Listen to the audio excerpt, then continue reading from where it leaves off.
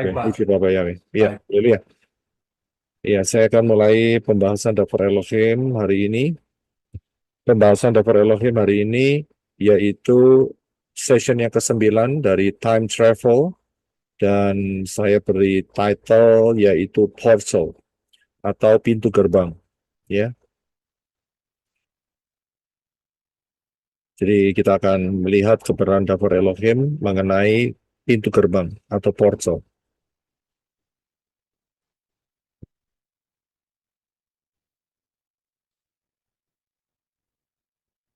Seperti biasa, untuk dapat memahami keberadaan daftar Elohim ini, kita harus kembali ke akar pola Ibrani yang benar dan dengan sudut pandang yang benar pula, sehingga kita mendapatkan semua rahasia daftar Elohim dengan segala kekayaannya, dan di luar akar pola Ibrani yang benar, miskin adanya.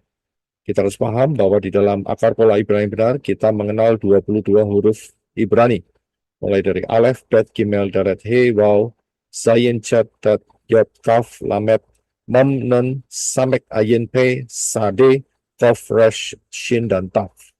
Dan di dalam 22 huruf Ibrani ini juga mengandung piktograf, yaitu huruf yang bergambar. Jadi ada gambar-gambar yang mewakili tiap hurufnya.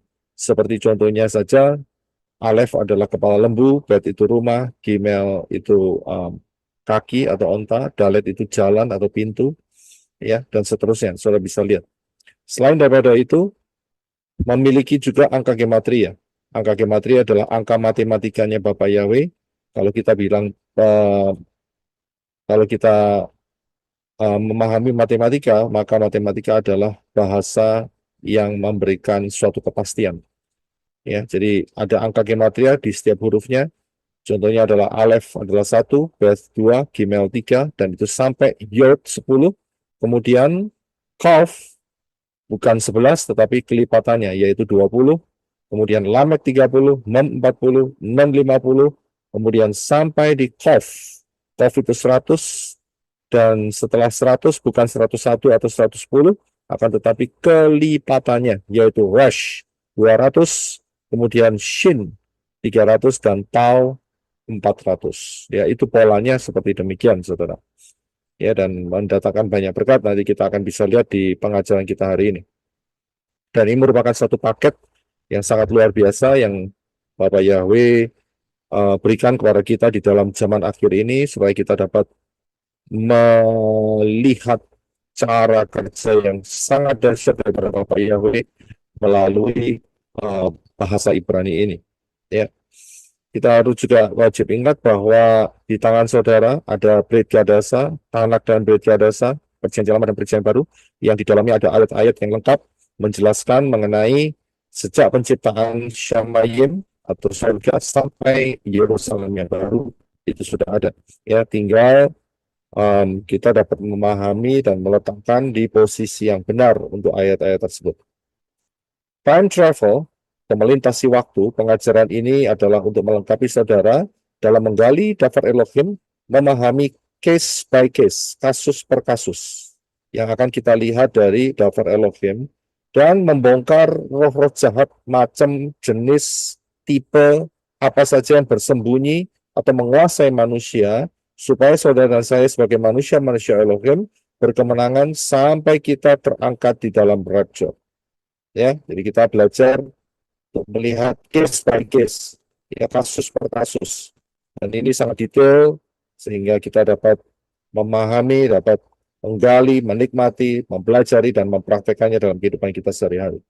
Misi utama kitab suci adalah penyelamatan manusia yang jatuh dalam dosa.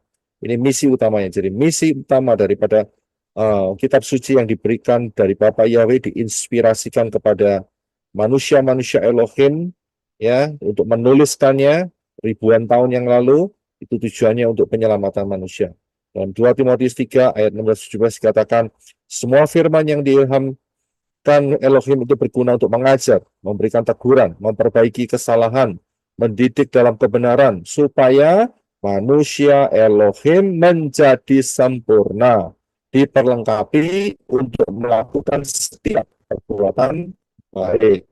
Ya, jadi sangat-sangat jelas sekali misi utama daripada kitab suci yang ada di tangan saudara dan saya. Hari ini kita sudah tetap masih ada di dalam fase yang kedua. Saya bagi di dalam pelajaran mengenai time travel ini menjadi 7 fase navigasi.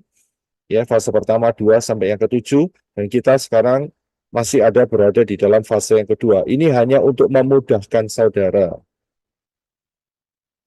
Ya, ini hanya untuk memudahkan saudara dalam memahami posisi di mana kita sedang belajar daftar Elohim.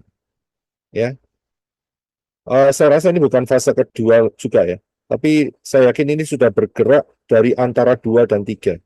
Oke, saya akan betulin sedikit ya, sehingga saudara nggak kebingungan di sini. Jadi kita sudah masuk antara fase 2 dan fase 3. Karena kita sudah mulai masuk setelah peristiwa air bah. Ya. Ya. Ya, jadi kita sudah masuk di antara fase 2 dan fase 3. Ini untuk memudahkan saudara dapat memahami posisi di mana kita sedang belajar daftar Elohim.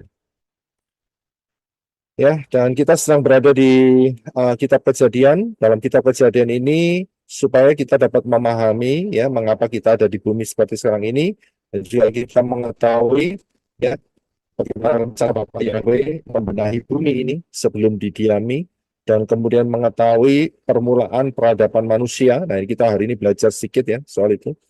Dan kemudian mengetahui asal-usul umat pilihan Bapak Yahweh, yaitu bangsa Israel. Ya, jadi ini ada keuntungan daripada yang kita bisa serap dari kitab Kejadian yang akan kita pelajari sekarang ini, masa-masa ini. Ya, dan ini akan menjadi berkat yang luar biasa dalam kehidupan saudara dan saya.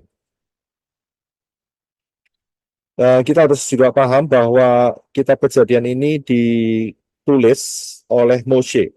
Jadi penulisnya Moshe, sedangkan Moshe sendiri menerima instruksi langsung dari Bapak Yahweh. Jadi didikte, ya. Jadi Moshe didikte oleh Bapak Yahweh, tulis, ya, usianya Adam sekian, usianya Set sekian, usianya Enos sekian, usianya Mahalalel sekian, usianya Henok sekian, ada peristiwa apa. Jadi semuanya itu dituliskan, termasuk keturunan daripada Noah sampai ke Abraham dan seterusnya. Semua peristiwa dalam kitab Kejadian ini ya didikte oleh Bapak Yahweh kepada Moshe. Ya, jadi mungkin saudara juga mungkin pernah berpikir bagaimana ya kok bisa dulunya ya, kok bisa sampai Moshe ingat semua tentang tahun-tahun usia daripada manusia. Ya pasti tidak mungkin ingat, saudara. Ya, jadi satu-satunya cara adalah didikte. Kalau didikte ya nggak usah ingat, sudah tulis saja, terima dari Bapak Yahweh, Bapak Yahweh ngomong apa langsung ditulis, begitu saja. Ya, jadi inilah yang menjadi fondasi sehingga kitab Bereshit atau Kejadian ini mempunyai daftar urutan usia ya yang solid ya, sehingga menjadi berkat buat kita. Kita bisa mengukur dunia ini ya sejak kejatuhan Adam sampai Abraham dan kemudian seterusnya. Ya, itu karena cara Bapak Yahweh yang sangat luar biasa mendikte Moshe di dalam penulisan kitab Bereshit ini. Baik, kita akan masuk di dalam time travel, Kejadian 10 dan 11 mengenai portal atau pintu gerbang. Kita akan banyak baca sedikit ya dari daftar Elohim, mulai dari Kejadian 10 ayat 1 sampai 32 dan Kejadian 11. Silakan Brother Henok untuk bisa memulainya. Terima kasih. Kejadian 10 ayat 1. Dan inilah silsilah anak-anak Noah, Shem, Ham, dan Yafet. Dan bagi mereka dilahirkanlah anak-anak lelaki sesudah air bah itu. 2. Anak-anak lelaki Yafet ialah Gomer dan Magog, dan Madai, dan Yawan, dan Tubal, dan Meseh, dan Tiras. 3. Dan anak-anak lelaki Gomer ialah Arkenas, dan Rifat, dan Togarma. 4. Dan anak-anak lelaki Yawan ialah Elisah, dan Tarsis, Kitim, dan Donanim. 5. Dari mereka inilah terpencar bangsa-bangsa pesisir di bumi, seperti setiap orang menurut bahasanya, menurut kaum keluarga mereka, menurut bangsa-bangsa mereka. 6. Dan anak-anak lelaki Ham ialah Kush dan Misraim atau Mesir dan Put dan Kanaan. 7. Dan anak-anak lelaki Kush ialah Seba dan Hawila dan Sabta dan Raema dan Sabteha. Dan anak-anak lelaki Raema ialah Sheba dan Dedan. 8. Kush memperanakan Nimrod. Ia mulai menjadi perkasa di bumi. 9. Ia seorang pemburu yang perkasa di hadapan Yahweh. Sebab itu dikatakan seperti Nimrod, seorang pemburu yang perkasa di hadapan Yahweh. 10. Dan mula-mula kerajaannya terdiri atas Babel dan Erech dan Akkad dan Kalneh di tanah Sinear. 11. Dari negeri itu ia pergi ke Asyur, lalu mendirikan Nineve dan Rehoboth Ir dan Kalah.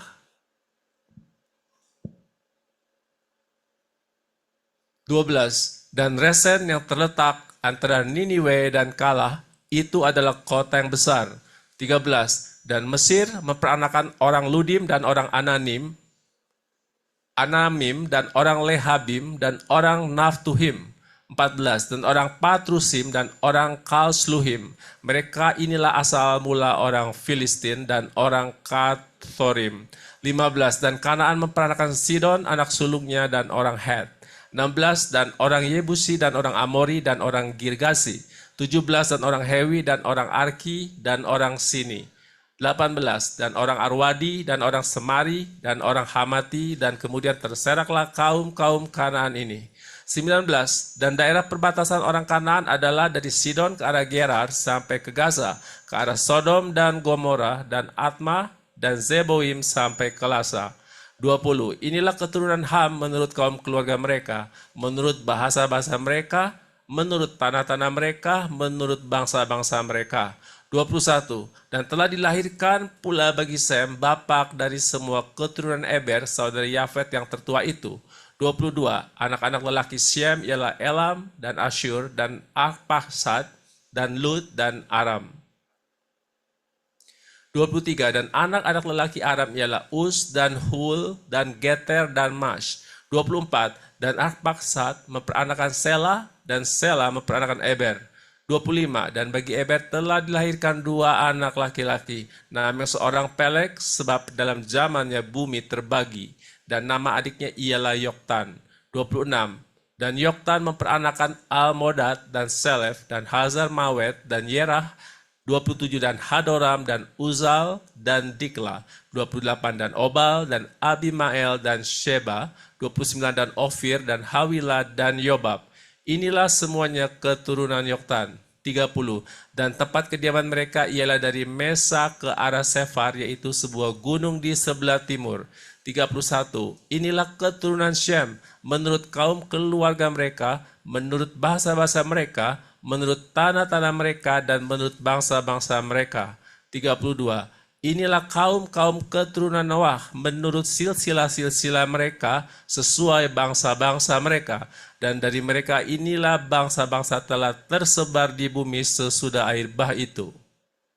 Ya, terima kasih. Di kejadian 10 ini ya, ada beberapa yang kita akan cermati, yaitu kalau saudara perhatikan ini adalah silsilah daripada manusia-manusia yang membawa suku-sukunya terlebih dahulu, bangsa-bangsanya, dan terjadilah sebelum dan sesudah peristiwa daripada Menara Babel. Ya, dan peristiwa Menara Babel itu terbukti dari ayat 31 dikatakan, inilah keturunan Shem menurut kaum keluarga mereka, menurut bahasa-bahasa mereka. Padahal kan bahasanya kan sebetulnya satu kan. Tapi di sini tertulis ayat 31 ada bahasa-bahasa mereka. Berarti mereka sudah terpecah-pecah. Ya, terjadi peristiwa Babel. Ya, ayat 31. Dan juga di ayat 25 kalau sudah naik sedikit ya, dinyatakan bahwa bagi Eber dilahirkan 2 anak laki-laki, nama yang seorang Pelek, sebab dalam zamannya bumi terbagi. Ya, saya sudah pernah menjelaskan bagaimana bumi kita ini terbagi. Ya, beberapa minggu yang lalu, kalau kita lihat dengan petanya, kita sudah melihat bahwa peta Amerika Utara dan Amerika Selatan, benua Amerika Utara, Amerika Selatan itu sebetulnya bergabung dengan benua Afrika dan kemudian menyatu ya dengan benua Afrika dan kemudian eh, di daerah Australia, benua Australia itu menyatu dengan Asia. Ya kita sudah belajar soal itu. Ya jadi saya nggak ulangi lagi, tapi saya hanya sedikit merefresh saudara supaya dapat memahami. Dan inilah yang kita maksudkan bahwa kita belajar mengenai silsilah manusia-manusia yang ya manusia-manusia yang pertama. Tolong saya diberi input, suara saya jernih atau ada keresek-keresek nih? Hilang-hilang, Agak Pak. putus sedikit, Pak. Kadang-kadang Internet. ada kresek. Ada keresek ya. Oke, sebentar saya lihat. Coba saya lihat saya punya. Tapi hanya kadang-kadang sih, Pak. Oh Kadang ya, bagus. ya oke lah kalau gitu. Ya terima kasih. Kalau sedikit parah, saudara kasih tahu sama saya ya. Ya jadi inilah silsilah di mana manusia-manusia awal nama-nama mereka sekarang asalnya adalah apakah Abraham, sorry bukan Abraham, apakah Moshe dapat satu persatu mengingat ini melahirkan ini, punya anak ini, setelah ini punya anak ini, ya nggak mungkin saudara. Ya kalau tidak didikte oleh Bapak Yahweh, kelihatan sekali. Ya nggak mungkin. Kalau misalnya seperti cerita rakyat diturunkan dari generasi ke generasi, 2-3 generasi sudah hilang itu namanya. Saya yakin saudara nggak mungkin bisa. Saudara tahu yang namanya family tree ya? Tahu ya family tree. Um, apa itu namanya? Bahkan untuk Silsilah keluarga. istilah keluarga ya. Terima kasih Drisco. Ya, silsilah keluarga. Saya yakin paling mentok 3-4 generasi di atas saudara saja. Setelah itu hilang saudara, nggak tahu. Siapa itu nggak ngerti, ya kan? Apalagi kalau satu keluarga anaknya 10, ya anaknya 15. Wah, itu sulit sekali mendeteksinya, saudara. Ya, sangat-sangat sulit mendeteksinya. Ya, jadi apalagi orang-orang yang dulu kan kalau punya anak nggak mau cuma 1 sama 2, saudara. Paling minim 5, ya kan? Ada yang 7, ada yang 10, ada yang 15. Nah itu bisa merambah kawin dengan ini ya, kawin terus habis itu punya anak, punya keturunan kan bisa banyak sekali. Namanya kan banyak sekali saudara. Ya, saudara sendiri aja nggak hafal nama saudara apa family saudara. Ya karena misalnya kalau misalnya saudara punya family satu keluarga 7 orang begitu ya, 7 saudara-saudari 7 begitu ya. Saudara nggak akan mungkin hafal saudara. Ya kan? Satu kampung begitu ya, satu kecamatan ya, sangat luar biasa itu ya. Kalau dikumpulkan tuh bisa baru 2 generasi aja bisa sampai 400 jiwa saudara, baru 2 generasi loh ya, belum generasi yang berikutnya itu pun sudah nggak ngerti ini siapa, diurut-urut nggak ngerti ya, bisa ketemu di warung soto gitu nggak kenal padahal saudaranya sendiri ya kan. Ya, jadi dari situ saja sudah sulit untuk mengingat. Nah ini apalagi Moshe, ya, yang jaraknya dari peristiwa-peristiwa ini sekitar 1000 tahun lebih, saudara. Mana mungkin? Ya, jadi satu-satunya yang memungkinkan itu adalah kalau Bapak Yahweh mendikte Moshe. Karena Bapak Yahweh yang tahu. Ya kalau Bapak Yahweh menghafal semua siapa namanya, siapa keturunan siapa, ada peristiwa apa ya dia tahu semua. Ya, Bapak Yahweh maha tahu. Ya kan rekodnya ada di dia semua. Ya kan komputernya kan sangat luar biasa ya. Memang Bapak Yahweh tidak pakai komputer itu istilah saya saja. Ya jadi hard disknya kan luar biasa itu ya. Penyimpanannya cloudnya itu kan sangat luar biasa. Ya tinggal ditransfer aja ke Moshe. Moshe kamu tulis namanya ini, ya udah tulis. Lalu kemudian dia punya anak ini, kemudian punya problem ini, kemudian berpencar ke daerah ini, daerah itu, ya langsung Moshe langsung tulis aja. Ya sangat mudah, nggak ada kesulitan. Ya jadi itulah cara penulisan daripada kitab Kejadian yang ditulis oleh Moshe. Ya, nah Kita akan lanjutkan di Kejadian pasal yang ke-11 ya. Oke, haleluya. Ya, silakan Brother Enoch. Kejadian 11 ayat 1. Adapun seluruh bumi itu satu bahasanya dan satu logatnya. 2. Dan terjadilah dalam perjalanan mereka dari timur, dan mereka menemukan lembah di tanah Sinear, maka menetaplah mereka di sana. 3. Dan mereka berkata seorang kepada yang lain, marilah kita membuat batu bata dan membakarnya dengan sempurna. Dan bagi mereka, batu bata itu sebagai batunya dan aspal itu sebagai perekatnya. Dan 4. Dan mereka berkata, marilah kita membangun bagi kita sebuah kota dan sebuah menara dan puncaknya di langit, dan membuat bagi kita suatu nama, supaya kita jangan tercerai-berai ke seluruh muka bumi. 5. Dan turunlah Yahweh untuk melihat kota dan menara yang telah anak-anak manusia bangun. 6. Dan Yahweh berfirman, lihatlah bangsa ini satu dan bahasa pun satu untuk semua mereka. Dan inilah permulaan mereka untuk bertindak. Dan sekarang segala yang mereka mimpikan untuk melakukannya, tidak ada yang tidak terlaksana. 7. Marilah kita turun dan mengacaukan bahasa mereka di sana, agar setiap orang tidak dapat mengerti bahasa sesamanya. 8. Dan Yahweh mencerai-beraikan mereka dari sana ke seluruh muka bumi, dan mereka berhenti mendirikan kota itu. 9.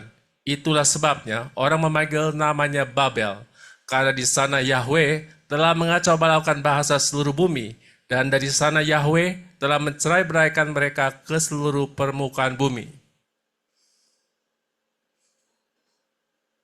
10. Inilah silsilah Shem. Shem berusia 100 tahun, dan dia memperanakan Arpaksad 2 tahun setelah air bah itu. 11. Dan Shem masih hidup 500 tahun setelah dia memperanakan Arpaksad, dan dia memperanakan anak laki-laki dan perempuan. 12. Dan Arpaksad berusia 35 tahun, dia memperanakan Sela.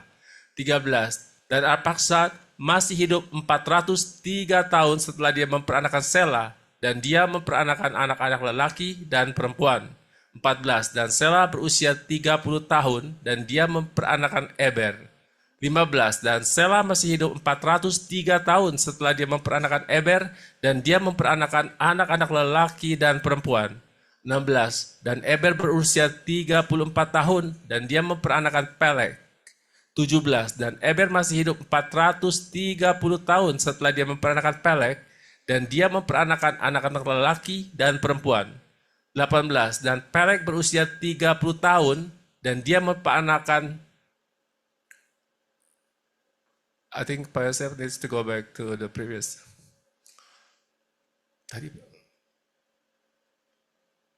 Dan 12. Dan Resen,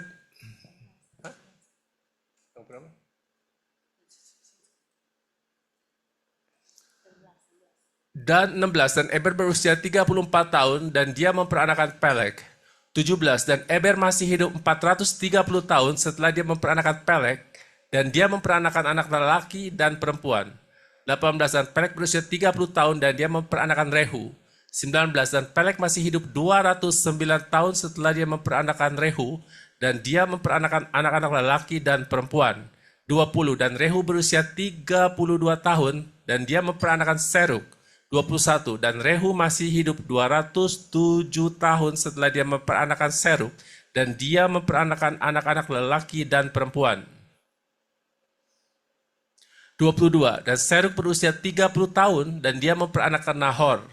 23. Dan Serug masih hidup 200 tahun setelah dia memperanakan Nahor, dan dia memperanakan anak-anak lelaki dan perempuan. 24. Dan Nahor berusia 29 tahun, dan dia memperanakan Terah. 25. Dan Nahor masih hidup 119 tahun setelah dia memperanakan Terah, dan dia memperanakan anak-anak lelaki dan perempuan. 26. Dan Terah berusia 70 tahun, dan dia memperanakan Abram, Nahor, dan Haran. 27. Dan inilah silsilah Terah. Terah memperanakan Abram, Nahor, dan Haran. Dan Haran memperanakan Lot. 28. Dan matilah Haran di hadapan Terah ayahnya di negeri kelahirannya di Ur Kasdim. 29. Dan Abram dan Nahor telah mengambil istri bagi diri mereka. Nama istri Abram ialah Sarai, dan nama istri Nahor ialah Milka, anak perempuan Haran, ayah Milka dan ayah Yiska. 30, dan Sarai itu mandul, ia tidak mempunyai anak. 31, dan Terah membawa Abram anaknya dan Lot cucunya, yakni anak Haran, dan Sarai menantunya istri Abram anaknya. Dan mereka berangkat bersama-sama dengan mereka dari Ur Kasdim pergi menuju ke tanah Kanaan. Dan mereka tiba di Haran dan menetap di sana. 32. Dan usia Terah adalah 205 tahun dan matilah Terah di Haran. Iya, terima kasih. Ya, saudara bisa melihat lagi ya, dari kejadian 11 ini kelanjutan daripada silsilah dari manusia-manusia, dari keturunan daripada Noah, keturunan Shem, dan dituliskan juga usia-usianya. Jadi dibuktikan lagi bahwa cara Bapak Yahweh menyampaikan kitab kejadian ini ya kepada kita sekarang, yaitu dengan cara mendiktenya kepada Moshe. Ya, didikte kepada Moshe, dan Moshe menuliskannya, dibuatkanlah sebuah gulungan kitab, dan terus dikopi, ya, diperbanyak setelah itu. Jadi kita jelas. Ya. Nah, dari yang tadi di atas, yang di kejadian Fatsal yang ke-10, kalau saudara perhatikan, itu silsilahnya luas. Ya. Jadi silsilahnya adalah dari 3 anak daripada Noah. Akan tetapi di dalam kejadian 11 ini lebih menyempit, yaitu mengarah ke satu sosok yang bernama Avram. Ya, jadi sudah mulai menyempit, saudara. Nah, inilah cikal bakal yang membuktikan bahwa asal usul daripada daripada nenek moyang daripada Israel. Ya, jadi sudah menyempit. Ya, kalau kejadian 10 tadi masih meluas, kemudian kejadian 11 sudah menyempit. Ya. Keturunan daripada Yafet dan keturunan daripada siapa itu namanya, si Ham, ya, ditinggalkan. Ya, sekarang kitab suci mengarah ke satu fokus, yaitu fokusnya kepada keturunan Shem. Karena apa? Dari keturunan Shem inilah nantinya yang akan menurunkan janji yang Bapak Yahweh telah tetapkan, yaitu mengenai Mesias. Siapa dia? Yaitu adalah Bapak Yahweh sendiri yang turun di dalam rupa manusia, dan manusia itu ya yang serupa dengan manusia, yaitu namanya Yeshua. Nah, jadi kita bisa lihat alurnya, ya. Untuk Yafet dan Ham ya dibuang, ya bukan dibuang ya, maksudnya sudah stop, nggak ada urusannya lagi. Jadi silsilah yang ada di dalam kitab suci ini menggambarkan satu arah di mana nantinya ini akan membuktikan ya silsilah yang ada ujungnya adalah Yeshua HaMashiach. Jadi dengan menggunakan silsilah ini, maka kita akan tahu targetnya ada di mana di ujungnya. Ya, jadi itu tujuannya. Ya, sisi. Nah, kita lihat dari kejadian 11 ini, di bagian yang terakhir sudah muncul nama Avram. Ya, di situ adalah Avram itu anaknya Terah. Terah punya 3 anak, Nahor dan Haran, Avram dan Nahor. Dan kemudian dari 3 anak ini satu mati, yaitu Haran, tinggal 2, yaitu Avram dan Nahor. Kemudian, nah, ya mereka sebetulnya sudah mengarah kehidupan mereka untuk berjalan menuju ke tanah Kanaan dari Ur Kasdim.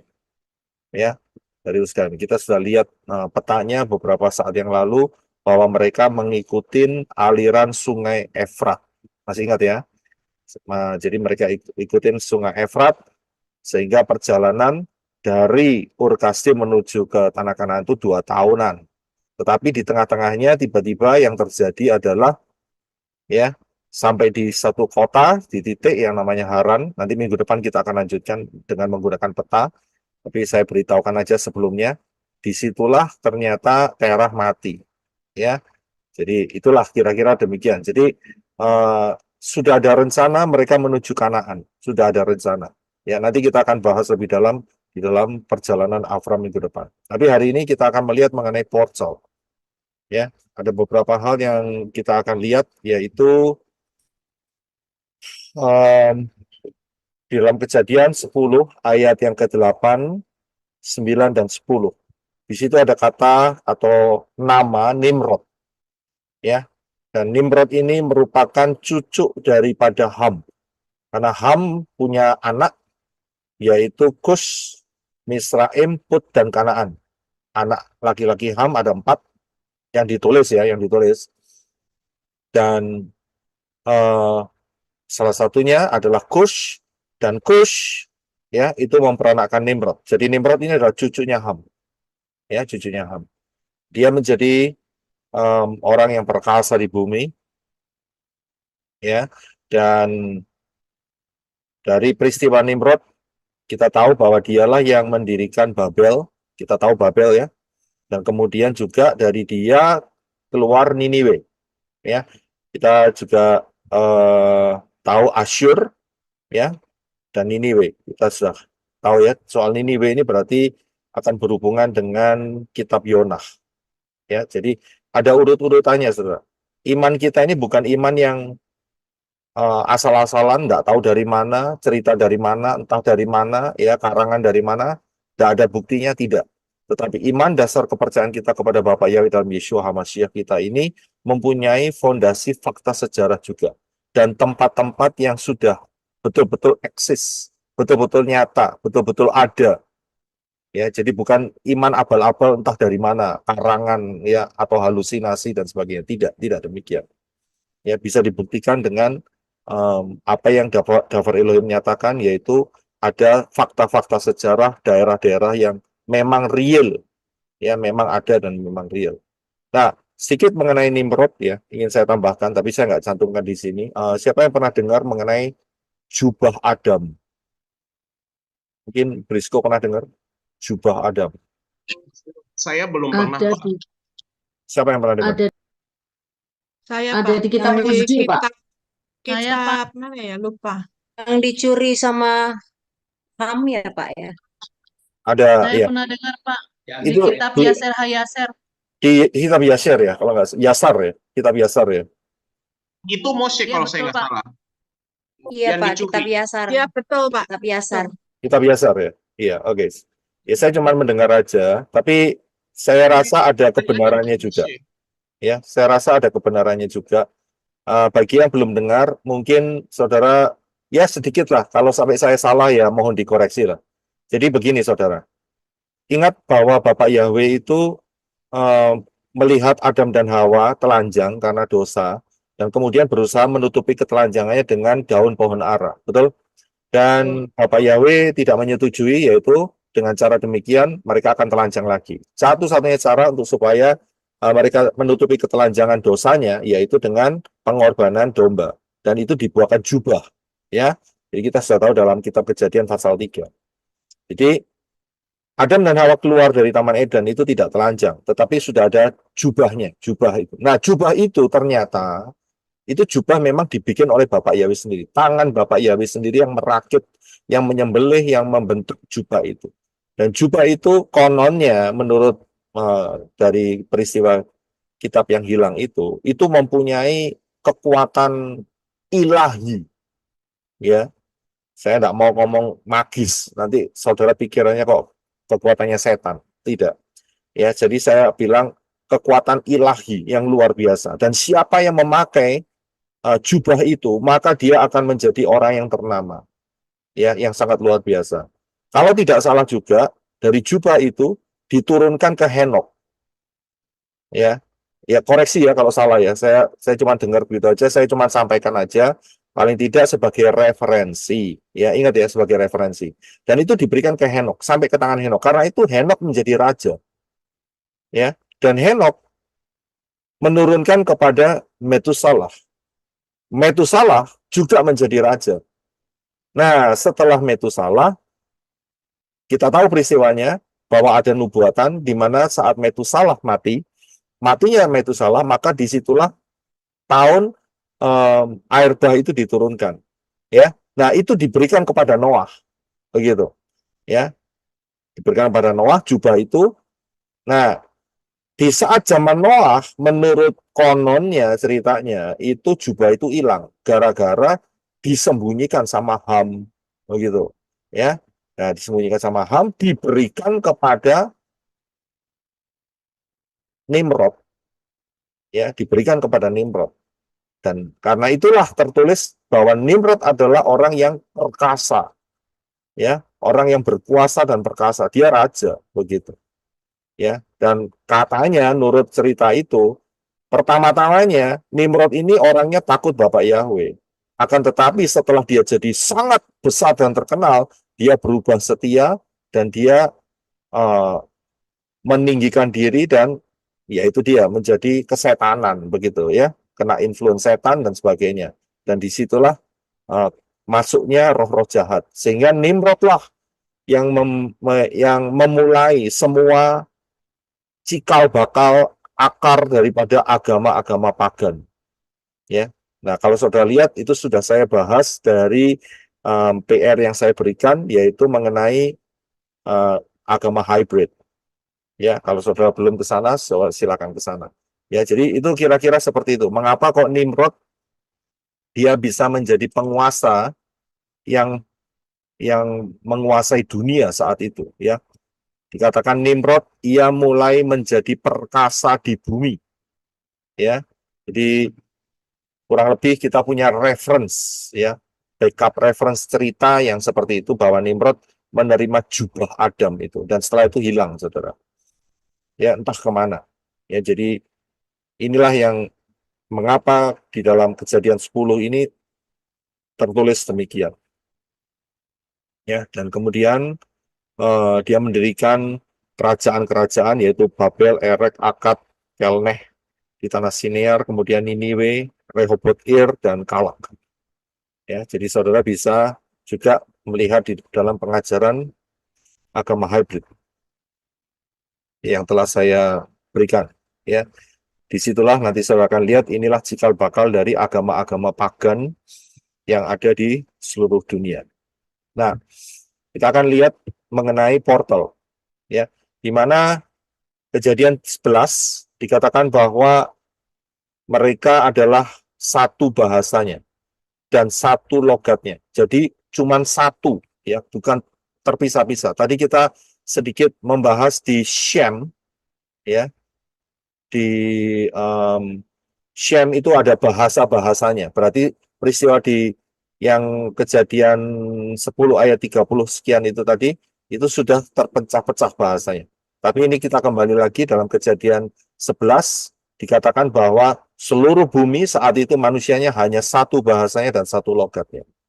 Dan mereka dipimpin oleh Nimrod, ya, karena kota ini adalah Babel, ya, dan dia membuat suatu menara yang puncaknya sampai ke langit, ya, puncaknya sampai ke langit.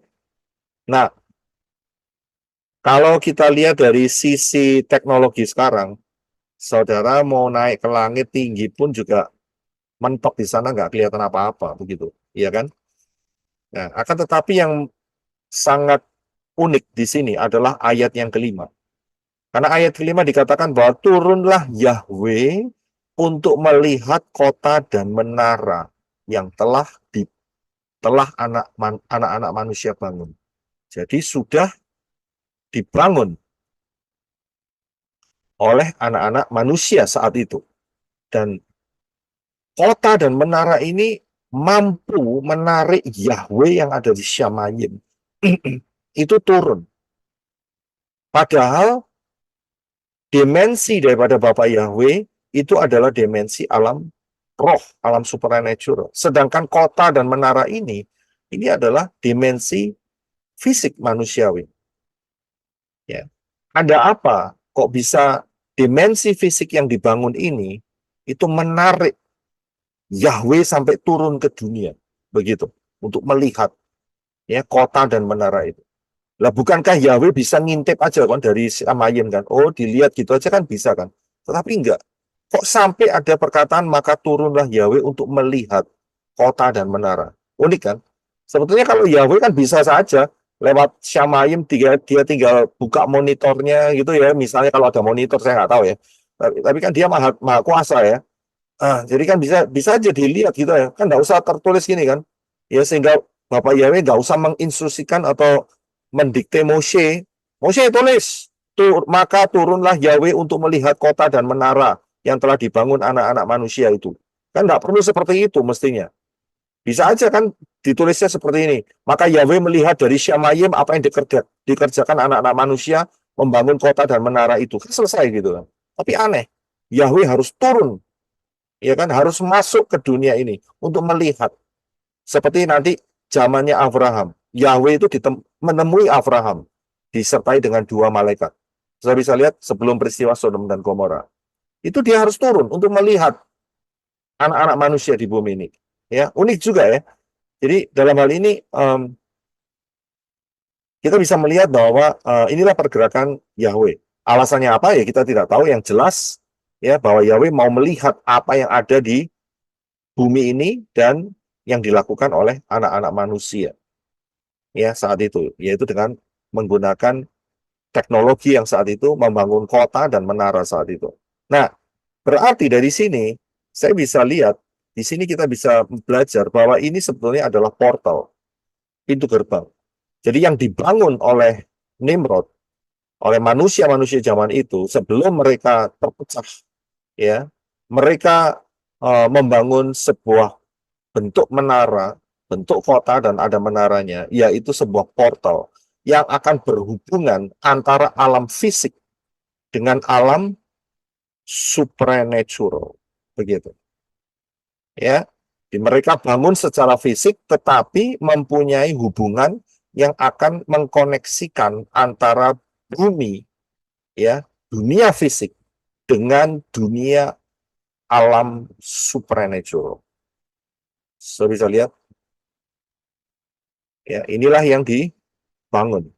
Nah, kalau kita perhatikan di ayat yang ke-6, Yahweh berfirman seperti ini. Ini cukup menarik juga. Ya, cukup menarik juga. Dikatakan bahwa dan Yahweh berfirman, lihatlah, bangsa ini satu dan bahasa pun satu. Ya, jadi Yahweh sendiri mengakui tidak ada banyak bahasa, hanya satu bahasa. Dan bangsanya juga bangsanya satu ya, keturunannya si Noah kok, ya kan? Asalnya kan dari Noah, ya, dari Sem, Ham dan Yafet, ya kan? Untuk semua mereka, dan inilah permulaan mereka untuk bertindak. Inilah permulaan mereka dalam pekerjaan mereka.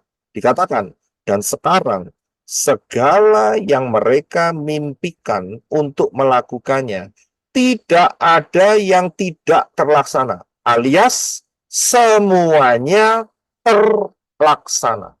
Saudara bisa lihat, semuanya bakal tercapai, saudara. Mereka manusia saat itu, ya, bisa membuat menara, ya, yang menghubungkan antara alam manusiawi dengan alam, kalau saya boleh bilang, alam malaikat, begitu.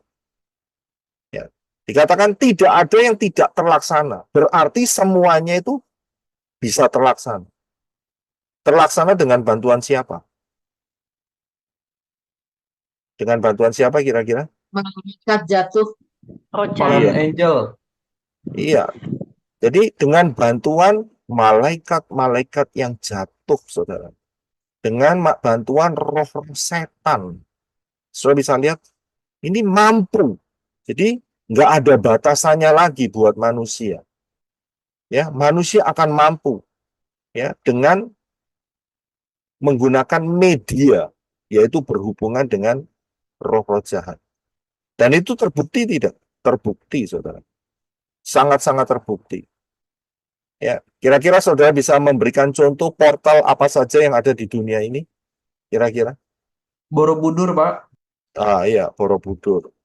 Karena itu tadi saya berikan gambar yang di atas dengan judul portal itu saya ambil dari Candi Prambanan. Ya, jadi inilah saudara, ada banyak portal di dunia ini.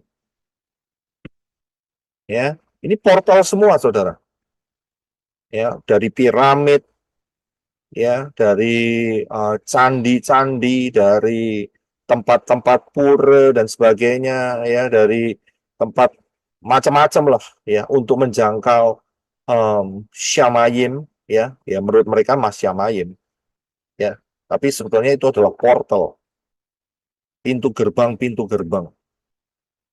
ya, itu dia. Jadi saudara bisa melihat bagaimana karya manusia untuk bisa berhubungan dengan sesuatu yang lebih tinggi dari manusia. Yang jelas, ya, yang kita sudah tahu bahwa sesuatu yang lebih tinggi dari manusia itu adalah malaikat-malaikat yang jatuh. Ya, mereka berusaha untuk mencapai itu. Ya, dan inilah karya-karya daripada orang-orang itu. Nah, di satu sisi kita juga bisa melihat, ya, bahwa Bapak Yahweh sendiri, ya, Bapak Yahweh sendiri juga pakai portal. Portalnya apa Bapak Yahweh? Portalnya apa? Wanita, Pak. Portalnya adalah Taman Eden, itu yang pertama. Ya, Taman Eden. Kejadian 2:19, bisa Brother Enoch untuk baca. Terima kasih. Kejadian 2 ayat 19. Dan Yahweh Elohim membentuk dari tanah segala binatang liar di padang dan segala burung di udara. Dan dia membawanya kepada Adam untuk melihat bagaimana dia akan menyebutnya. Dan apa yang Adam sebutkan bagi setiap makhluk hidup itu, itulah namanya. Ya, terima kasih. Saudara bisa lihat, kalau Yahweh itu dunianya adalah dunia alam roh. Sedangkan Adam itu dunianya adalah dunia fisik. Tapi diselubungi oleh kemuliaan Yahweh. Ya, itu saja. Tapi dunianya adalah dunia fisik, saudara. Ya, dan saudara bisa lihat, kalau sampai Yahweh bertemu dengan Adam, itu berarti satu connection, satu hubungan. Dan itulah portal. Tempat pertemuannya adalah portal, ya, yaitu di dalam Taman Eden. Saya sudah jelaskan mengenai Taman Eden, ya. Taman Eden ada di mana? Saudara sudah tahu, ya? Yerusalem. Ya, di Yerusalem. Nah, inilah portal. Jadi Yerusalem itu portal. Dan disitulah terjadi peristiwa kematian Yeshua, itulah portal. Disitulah juga sebelumnya didirikan Bait Elohim yang didirikan oleh Salomo, itulah portal. Hari ini, ya, yang ke Western, apa itu namanya? Wailing Wall, ya. Apa ya? Western Wall. Western Wall, ya. Western Wall, ya, terima kasih. Ya, itu juga portal. So bisa lihat inilah portal-portal yang di mana Bapak Yahweh bekerja dengan luar biasa. So bisa lihat, dan nantinya bait suci yang ketiga itu pun juga portal. So bisa lihat portal untuk apa? Ya portal untuk manusia durhaka itu menyatakan dirinya sebagai Elohim. Betul kan? Kan nggak ada profesinya bahwa manusia durhaka itu berdiri di atas Borobudur. Ada nggak? Nggak ada kan? Iya kan? Atau manusia durhaka itu berdiri di atas piramid. Nggak ada kan? Yang ada di mana? Ya di bait suci yang di Yerusalem. Nah itu kan berarti satu portal. Ya, saudara bisa lihat ya kedalamannya. Disitulah mulailah yang namanya anti Hamasiyah akan berkuasa selama 3,5 tahun. Portal, saudara. Ya, ini betul-betul real, ini betul-betul ada. Ya, jadi ada portal-portal. Nah, sekarang buat saudara dan saya, portalnya di mana? Buat saudara dan saya, portal kita ada di mana? Hati. Yesua, Yesua. Pak. Pribadi, di dalam pribadi, bait suci Elohim.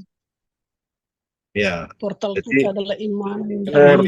portal kita itu di sini, saudara, yaitu 1 Korintus 6 ayat 19 sampai 20. Itu portal kita. Silakan Brother Enoch. Kamu ada tempat suci bagi roh. 1 Korintus 6 ayat 19 dan 20. Atau tidak tahukah kamu bahwa tubuh kamu adalah tempat suci bagi Roh Kudus yang ada di dalam kamu, yang kamu peroleh dari Elohim, dan kamu bukanlah milik kamu sendiri. Sebab kamu telah dibeli dengan sebuah harga. Karena itu muliakanlah Elohim dengan tubuhmu dan dengan rohmu yang adalah milik Elohim. 1 Petrus 2 ayat 9. Ya, silakan sekalian. Namun, kamulah bangsa yang terpilih, imamat yang rajani, bangsa yang kudus, umat yang dimiliki Elohim, supaya kamu memberitakan kehebatannya yang telah memanggil kamu dari kegelapan ke dalam terangnya yang ajaib. Ya, terima kasih. Saya bisa lihat, jadi portal kita, saudara dan saya, yang kita sudah memilih, kita memilih untuk tunduk kepada Yeshua HaMashiach. Maka tubuh saudara dan saya dijadikan portal, yaitu adanya ruah Yahweh Elohim tinggal di dalam saudara dan saya. Saya bisa lihat itu portal, saudara. Ya, Yeshua juga mengatakan, bukan? Kamu tidak akan ditinggal sebagai yatim piatu. Tetapi aku akan meminta kepada Bapa, yaitu penolong yang lain, yaitu roh kebenaran yang akan tinggal di dalam kamu, yang akan menuntun kamu sampai kesudahan zaman. Saya bisa lihat, di ruah Yahweh Elohim, yaitu rohnya Bapa Yahweh sendiri, itu tinggal di dalam portal. Portalnya apa? Yaitu tubuh kita. Begitu. Karena itu kita bisa berkomunikasi, bersekutu dengan ruah Yahweh Elohim. Mengaktifkan speak in tongue, mengaktifkan karunia-karunia. Kita bisa dibentuk, terutama pembentukan karakter. Itu dimungkinkan karena ruah Yahweh Elohim ada di dalam hidup kita. Ya, itu dulu yang dikerjakan, dalam dulu dikerjakan. Kemudian barulah menjadi terang di luar. Yesus mengatakan, kamulah terang dunia, kamulah garam dunia. Betul kan? Dan kemudian di dalam Kepa 1 Kepa 2 ayat 9 dikatakan, kamu bangsa yang terpilih, imamat yang rajani, bangsa yang kudus, umat yang dimiliki oleh Elohim, supaya kamu memberitakan kehebatannya. Saya bisa lihat, menyaksikan kehebatannya. Tapi diri saudara sudah terlebih dahulu dibenahi. Saya bisa lihat sehingga tidak menjadi celah buat orang lain. Ya, jadi menjadi saksi, ya, untuk orang lain bisa melihat, wah luar biasa, ada ruah Yahweh Elohim, ya, di dalam hidup kita, supaya hidup kita menjadi saksi, menjadi berkat, ya, sehingga banyak jiwa juga boleh ikut di dalam keselamatan yang Bapa Yahweh sediakan melalui Yeshua HaMashiach. Ya, jadi tubuh kita adalah portal, karena itu kita jaga sebaik mungkin, ya, dalam kondisi yang sehat, ya, makanannya juga harus diperhatikan, ya kan, jadi tidak sembarangan, dan kemudian jangan ada hal-hal yang adiktif yang mengikat tubuh saudara, ya, itu dia. Jadi tubuh kita adalah tempat daripada ruah Yahweh Elohim yang tinggal. Ya, saya akan lanjutkan. Yaitu mengenai kutuk Babel. Kemarin sempat saya singgung melalui pertanyaan daripada si Lisa itu ya. Kemarin itu ya. Lisa Lucy itu kalau nggak salah namanya. Ya, bahwa terjadinya bahasa di seluruh dunia ini, ya, yang berbeda-beda, itu sebetulnya melalui sebuah peristiwa, yaitu peristiwa bahwa manusia sudah dikasih mandat sama Bapak Yahweh melalui Noah untuk menyebar ke seluruh dunia, menguasai seluruh dunia. Tapi nyatanya mereka hanya kumpul di satu tempat. Mereka tidak mau menyebar. Jadi mereka melanggar titahnya Bapak Yahweh yang diberikan melalui Noah. Sehingga mereka juga, kita sudah tahu kisahnya barusan, mendirikan menara dan Bapak Yahweh turun dan mengacaukan. Ya, mengacaukan. Dan inilah yang disebut sebagai kutuk Babel, yaitu perbedaan perbedaan bahasa satu dengan yang lain. Ya, sehingga kalau saya berbicara dalam bahasa Indonesia kadang-kadang agak sedikit sulit dimengerti dengan bahasa yang berbahasa Malaysia ataupun sebaliknya, walaupun satu rumpun. Ya, inilah efeknya seperti itu. Ya, inilah merupakan kutuk daripada Babel.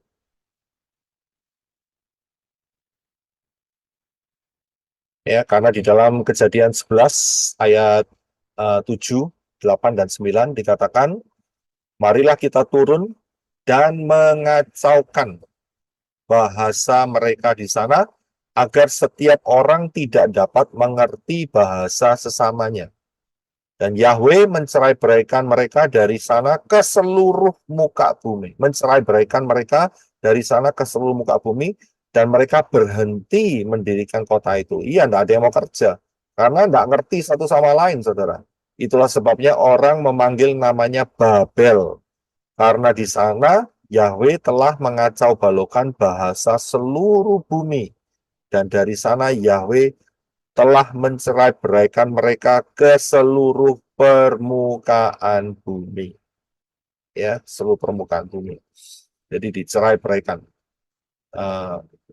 Dan ingat tadi ada yang namanya Pelek. Saat zamannya Pelek maka bumi terbagi. Ada yang mengatakan pada peristiwa Babel ini terjadinya pada saat lahirnya Pelek, masa daripada orang yang namanya Pelek. Juga kalau kita sudah lihat pengajaran sebelumnya, saya sudah lihatkan sama saudara bahwa peta dunia ini sebetulnya menjadi satu benua. Tetapi tiba-tiba terjadi retakan yang begitu jauh, ya, memisahkan benua Afrika dan benua di atasnya, Eropa, ya, yang akan berpisah dengan benua Amerika dan Amerika Utara dan Amerika Selatan. Ya, padahal itu kalau ditarik itu jadi satu. Jadi sangat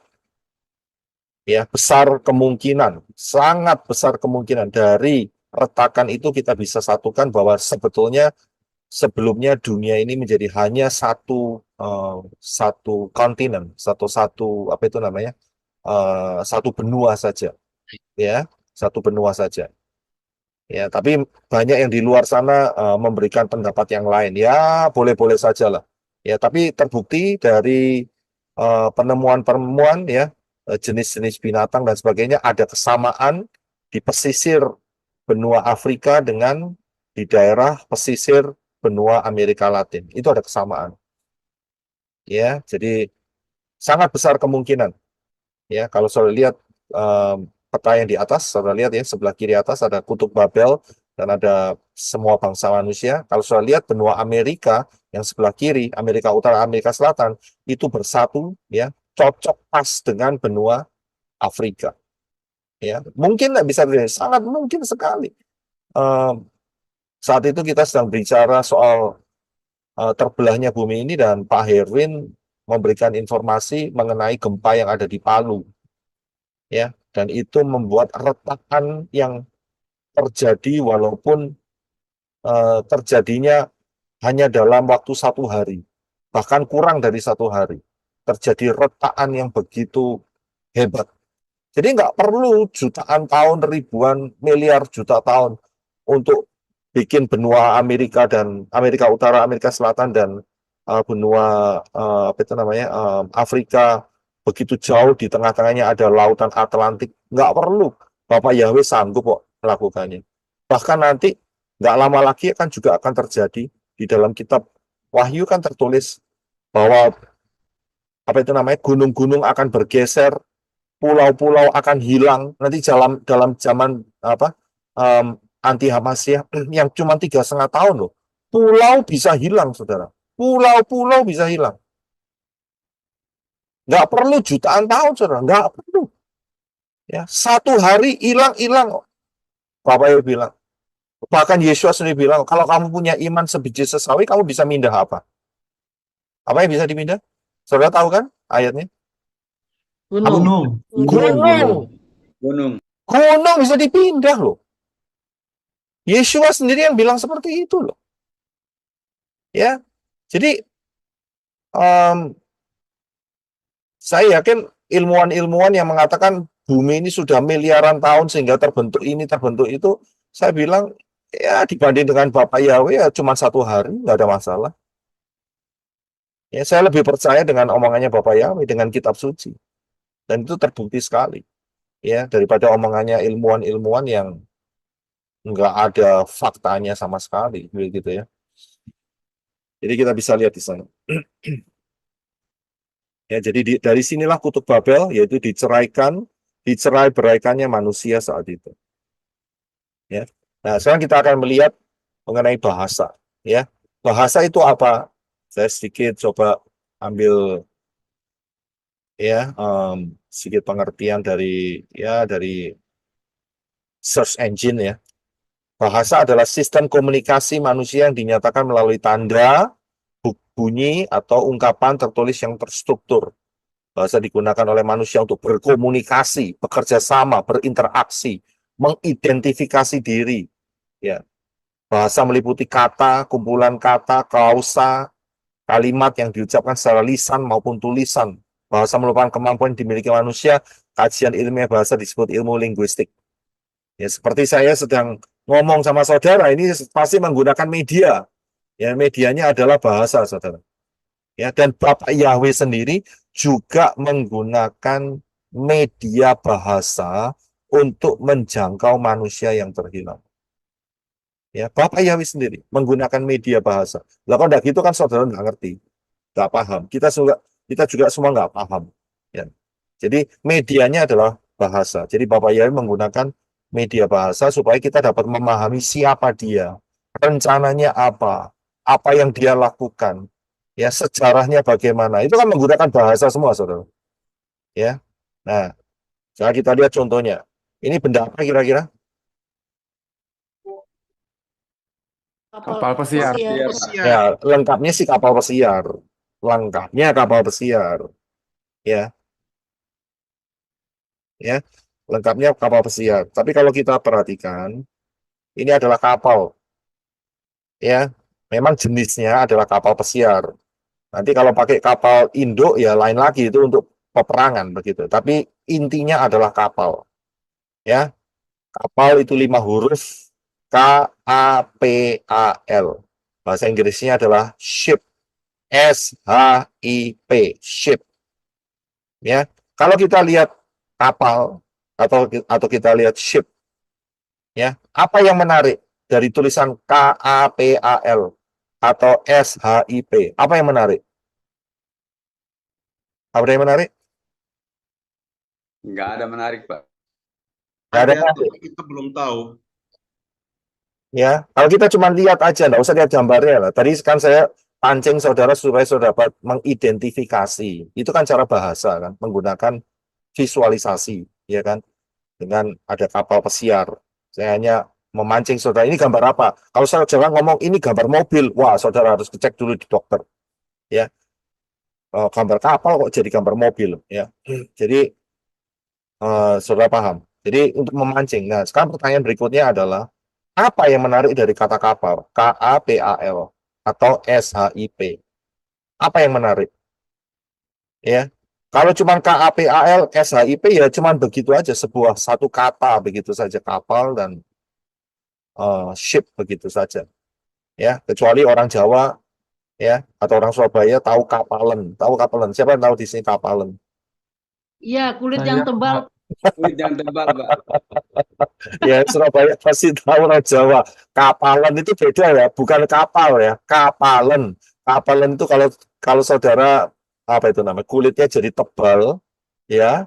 Nah, itu namanya kapalan, itu bahasa Jawa, saudara. Itu lain lagi. Ya itu cuma itu aja yang menarik antara kapal dan kapalan, begitu saja. Ya. Kalau dalam bahasa Indonesia mah cuma ya KAPAL, bahasa Inggrisnya SHIP. Tapi kalau saudara lihat hal ini, siapa yang bisa baca nih? Apa ini? No, Bahasa nggak tahu. Cungko, Nggak ada yang tahu? nggak ada tahu bahasa Cungko itu apa. Xi Jinping tuh. Oh, itu lagi, itu sudah dibahas apa hari. Si Jinping sudah lewat, hari ini nggak bahas dia lagi, sudah. Ya, Joang, Mungkin itu bahasa Cungkoknya kapal. Ayo, Sister Vivi nggak bisa nih? Nggak bisa.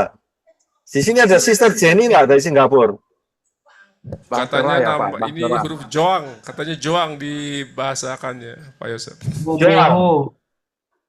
Ya, kalau saudara lihat ini, ya, saudara punya background hanya bahasa Jawa, bahasa Indonesia, ya, bahasa Betawi, ya, bahasa Inggris, saudara nggak akan paham. Ya, saudara nggak akan paham. Tapi bagi orang yang punya background bisa menulis seperti ini, pasti akan paham. Saya sendiri nggak tahu, cuma dia coba belajar untuk mengerti lah. Tapi ini menjadi blessing yang luar biasa. Yaitu apa? Sebetulnya ini adalah kapal juga, saudara. Yaitu Benar, ship. makan saya. Ini kapal. Nah, apa keunikannya? Kalau kita lihat ini, apa yang menarik dari karakter ini? Ya, bagi saudara yang tidak mempunyai background, ya saudara berkata tidak menarik, Pak, karena hanya goresan-goresan, karena saudara tidak mengerti. Alasan dasarnya karena saudara tidak paham sehingga tidak menarik. Tetapi bagi orang yang mengerti, ini menarik sekali. Menariknya mengapa? Ya, satu kata ini, satu karakter ini ternyata terbagi menjadi 3 bagian. Dan 3 bagian itu membentuk sebuah cerita. Yaitu 3 bagian itu adalah 8 orang dan kapal. Sehingga membentuk satu kisah. Yaitu large ship atau bahtera. Ya, jadi kata itu yang di sebelah kiri itu terdiri dari 3 bagian, yaitu 8 manusia atau person, orang, dan kemudian kapal. Dan ini bicara mengenai apa? Mengenai Noah Ark, ya, mengenai bahtera Nuh. Kalau saudara pakai bahasa Indonesia, ya gak ketemu. Sampai saudara terus lihat sampai ratusan jutaan tahun, ya tetap KAPAL. Tapi kalau saudara pakai bahasa Cungkok, saudara akan langsung dapat memahami. Saya sih nggak tahu, Pak, secara pengucapannya, tapi saya bisa share sama saudara. Bahwa karakter Cungkok ini itu membentuk sebuah kisah. Kalau Indonesia nggak ketemu, Inggris juga nggak ketemu. Nggak membentuk kisah, cuman huruf. Tetapi aksara atau karakter daripada Cungkok itu membentuk suatu kisah, ya, yaitu bahtera itu ternyata, ya, tulisan karakter bahtera atau large ship, kapal yang gede, kapal yang besar, itu ada 8, ada orang, dan ada kapal. Saya bisa lihat cerita mengenai apa ini? Tidak lain cerita mengenai bahwa pernah ada satu peristiwa, yaitu Yahweh mengatakan kepada Noah, buat kapal yang besar, dan yang masuk hanya 8 orang. Saya bisa lihat, ya, sudah paham ya. Ini suatu kekuatan yang tidak dimiliki oleh bahasa Indonesia dan bahasa Inggris. Ini contoh kecil ya, contoh kecil. Kemudian, saudara tahu kata terlarang. Contohnya organisasi terlarang, tapi saya ambil kata terlarangnya saja. Bahasa Inggrisnya adalah forbidden. Ya, forbidden. Bahasa Indonesia adalah terlarang atau dilarang. Apa yang menarik dari kata terlarang atau dilarang? Ya cuman kata TERLARANG. Cuman itu aja. Atau dilarang. DILARANG.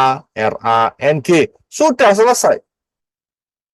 Ya, sudah nggak ada lagi. Paling-paling bahasa Jawanya yang mampu, yaitu terlarang. Terlarang bisa berarti larang itu mahal, itu paling, jadi paling mahal. Terlarang kan, betul kan? Saudara yang dari Jawa pasti akan dapat memahami. Maksudnya terlarang, paling larang, ya kan? Bukan paling murah, paling larang. Nah, apa keunikannya? Nggak ada. Tetapi kalau saudara lihat dari aksara Cungkok, saudara akan lihat forbidden itu terdiri 2, ya, terbentuk dari 2 aksara yang dijadikan satu, yaitu adalah 2 pohon dan perintah. itu jadi satu kata, yaitu forbidden atau terlarang. Ya, membentuk yang dibentuk dari dua pohon dan command atau perintah. Saudara tahu kan peristiwa ini? Kira-kira peristiwa apa ini? Dua Taman pohon. Eden, Pak. Pengetahuan baik dan jahat. Nah, iya. Jadi saudara bisa melihat kalau dalam bahasa Indonesia ya cuma terlarang. Apa sih yang terlarang? Apa yang dilarang? Ya, nggak ada apa-apanya. Tapi kalau saudara lihat dari dalam aksara Cungko, saudara akan bisa melihat, oh, kok ada maksud yang tersembunyi. Nah, ini contohnya seperti apa? Stereogram yang beri beberapa waktu yang lalu. Ya, bisa melihat kedalaman, begitu. Ya, sehingga ini bercerita mengenai apa? Mengenai ya peristiwa yang ada di dalam Taman Eden, Kejadian 2:16-17. Silakan Brother Reno. Kejadian 2 ayat 16 dan 17. Dan Yahweh Elohim memberi perintah kepada manusia dengan berfirman, dari segala pohon di taman ini engkau sungguh boleh memakannya, tetapi dari pohon pengetahuan baik dan jahat engkau tidak boleh memakannya, karena pada hari engkau memakannya engkau sungguh akan mati. Ya, terima kasih. Sudah bisa lihat, tidak boleh. Tidak boleh itu kan larangan, forbidden, dilarang. Ya, ada dua pohon. Satu dilarang, satu boleh dimakan. Yang dilarang adalah pohon daripada buah pengetahuan baik dan jahat. Yang satunya lagi yang boleh dimakan adalah pohon kehidupan. Ya, itu adalah perintah. Perintah dari siapa? Perintah dari Bapak Yahweh. Saya bisa lihat. Jadi ada dua pohon. Ya, jadi kalau kita lihat karakter dari Cungko, kita akan bisa melihat memahami suatu kedalaman yang lebih daripada hanya kalau dilihat dari sudut pandang bahasa Indonesia atau bahasa Inggris. Bahasa Indonesia cuma ngomong terlarang, dilarang, bahasa Inggris forbidden, cuman begitu saja. Nggak ada makna yang jauh lebih dalam. Saya bisa lihat. Jadi inilah cara Bapak Yahweh mengkomunikasikan kepada orang-orang Cungko. Ya, secara tidak langsung mereka pasti akan teringat akan peristiwa ini. Nah, sekarang kan di Cungko kan nggak boleh punya kitab suci kan? Kitab sucinya kan disensor sama si Cinping itu, ya kan? Si manusia apa itu ya kan? Manusia setan gitu. Ya kan? Nah, tapi saya bisa lihat dari keturunan atau dari tulisan-tulisan mereka, mereka bisa memahami akan Dafar Elohim. Bukankah ini satu kasih daripada Bapak Yahweh yang sangat luar biasa kepada orang-orang Cungko? Ya, ini cara Bapak Yahweh untuk menjangkau secara tidak langsung dan tersembunyi ya dengan menggunakan aksara-aksara mereka. Ini luar biasa teknologinya Bapak Yahweh. Ya. Mohon maaf Pak, maaf. Ya. Maaf Pak, yang tadi gambar kotak tadi itu mulut Pak. Oh, mulut ya? Tapi maksudnya mulut yang menandakan wakil dari orang itu betul, itu cow Pak. Oh, oke. Terima kasih. Iya, terima kasih untuk tambahannya. Saya sendiri bukan dari pemahaman yang itu, jadi mohon maaf ya. Tapi paling tidak sudah ditambahkan oleh Sister Vivi. Ya, terima kasih. Ya, jadi paling tidak saudara paling tidak dapat gambarannya seperti itu. Yang ingin saya cermati adalah bagaimana kedalaman aksara Cungko dibandingkan dengan aksara Indonesia ya dengan tulisan bahasa Indonesia dan bahasa Inggris. Ternyata aksara Cungko itu mempunyai kedalaman yang berbeda. Itu maksud saya. Ya, jadi kita lihat kedalaman bahasa. Nah, kita akan melihat yang lebih dalam. Nah, ada satu bahasa yang tidak dikacaukan. Saudara sudah tahu jawabannya ya. Bahasa apa namanya? Matematika. Ya, terima kasih. Matematika. Matematika ini adalah satu bahasa yang tidak dikacaukan. Karena di seluruh dunia, ya namanya 1 tambah 1 sama dengan 2. Ya, kalau dalam kondisi yang wajar dan tidak nyeleneh. Ya, itu dia. Ya, kalau kondisinya nyeleneh, ya pasti akan jawabannya terserah asal Bapak senang. Ya. Tapi kalau tidak dalam kondisi nyeleneh, ya seluruh dunia 1 tambah 1 sama dengan 2. Ya, jadi Matematika adalah bahasa universal yang mengandung unsur kepastian, akurat dan presisi. Akurat ya, itu teliti, seksama, cermat, tepat dan benar, dan kemudian presisi adalah ketepatan dan ketelitian. Ya, ada satu bahasa di dunia ini yang mengandung unsur cerita dan mengandung unsur presisi. Tadi kalau bahasa Cungkok tadi hanya mengandung unsur cerita. Saya nggak tahu apakah bahasa Cungkok tadi, aksara Cungkok tadi punya gematria. Saya nggak tahu. Kelihatannya sih nggak ada ya. Kelihatannya ya nggak ada. Ya. Eh, tapi ada satu bahasa yang mengandung unsur cerita dan mengandung unsur presisi, yaitu bahasa Ibrani.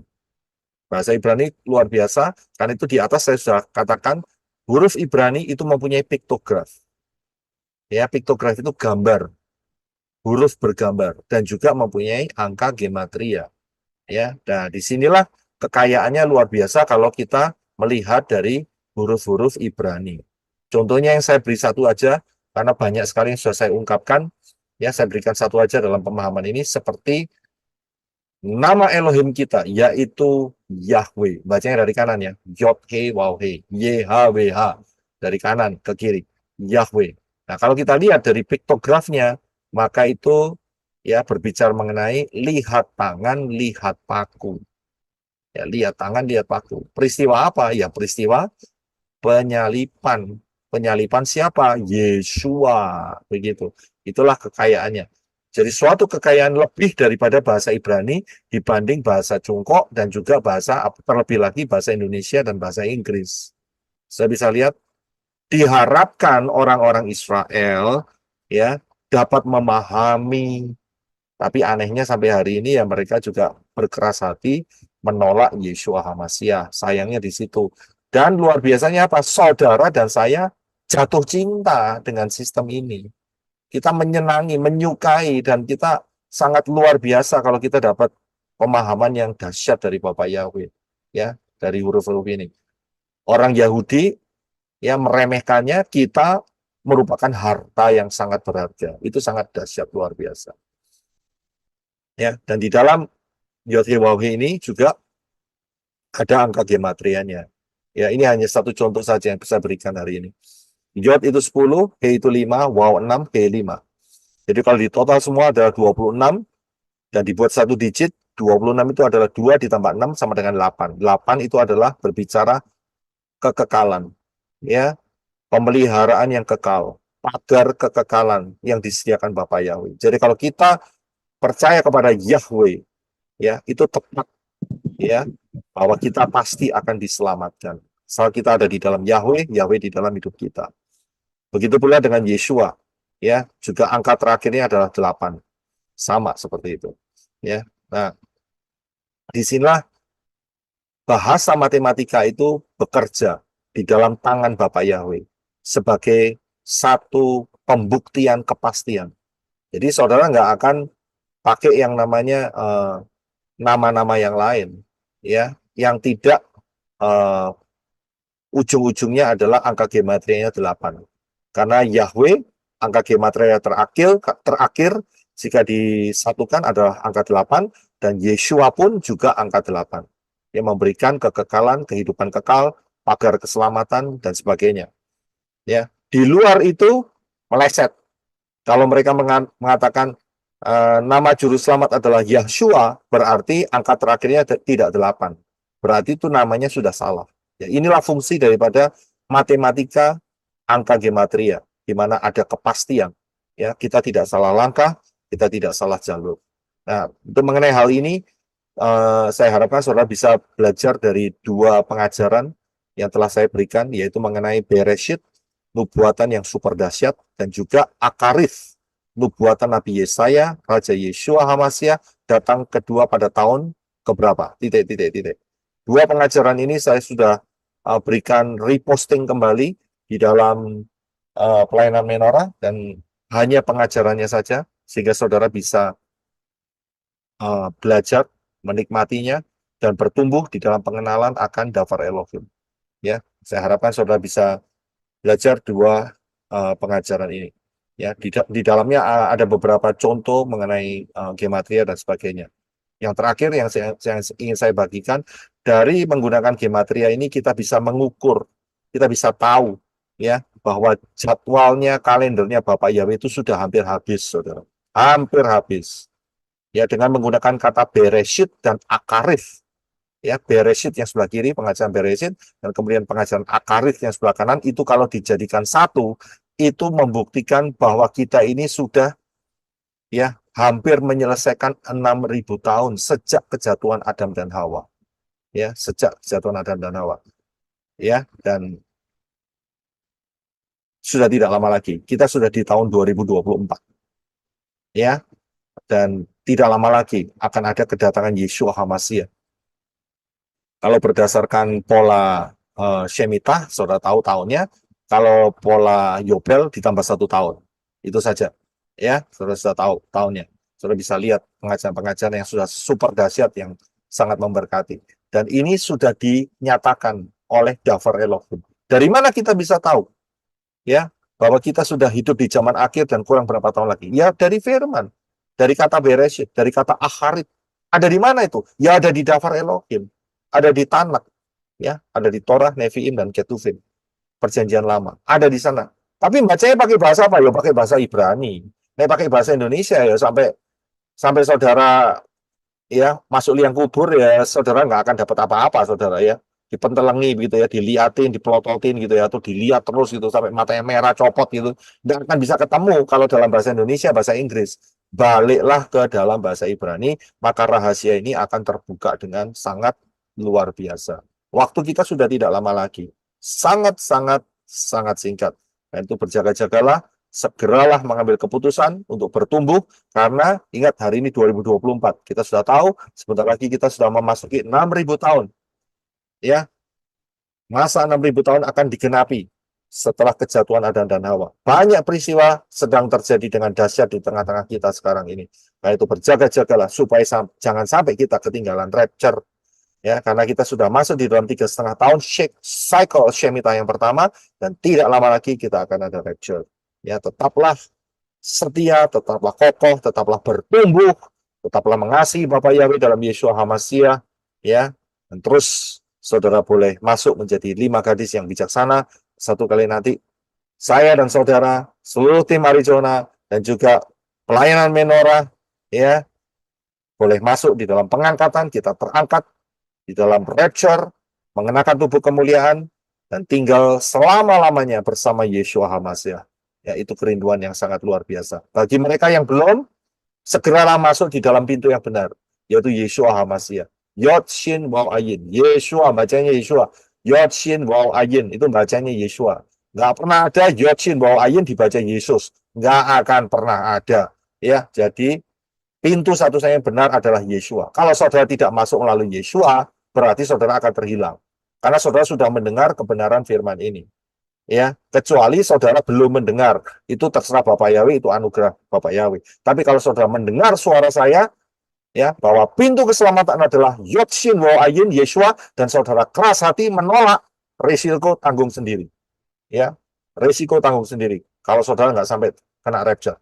Ya, karena itu Yoel 2:32 dikatakan, barang siapa berseru kepada nama Yahweh akan diselamatkan. Ya, jadi harus berseru, ada nama Yahweh. Dalam nama Yeshua ada nama Yahweh. Ya, jadi ini sangat berhubungan sekali. Kemudian jangan stop sampai di situ. Masuk dalam baptisan di dalam nama Yahweh, nama Yeshua HaMashiach dan Ruah Yahweh Elohim. Kalau selama saudara tidak mau masuk, padahal saudara sudah dengar apa yang saya katakan hari ini, yang cocok dengan Davar Elohim, saudara keras hati, enggak, saya coba sudah dibaptis sekali ya sekali, sudah dipercik, sudah di, apa itu namanya, baptisan bayi, sudah cukup buat saya. Saudara tanggung risiko sendiri. Ya, kalau sampai saudara bisa selfie dengan anti Hamashiach di 666. Ya, itu risiko saudara. Karena saudara sudah dikasih tahu, saudara mengeraskan hati. Ya, jangan keraskan hati. Yaitu bagaimana caranya? Rendahkan hati, terima baptisan di dalam nama Yahweh, di dalam nama Yeshua HaMashiach, di dalam Ruah Yahweh Elohim. Belajar Davar Elohim, setialah kepada Bapa Yahweh dalam Yeshua HaMashiach, penuh dan dipimpin oleh Ruah Yahweh Elohim, ya, setia sampai terangkat di dalam rapture. Haleluya. Bapak Yahweh berkati saudara sekalian. Shalom.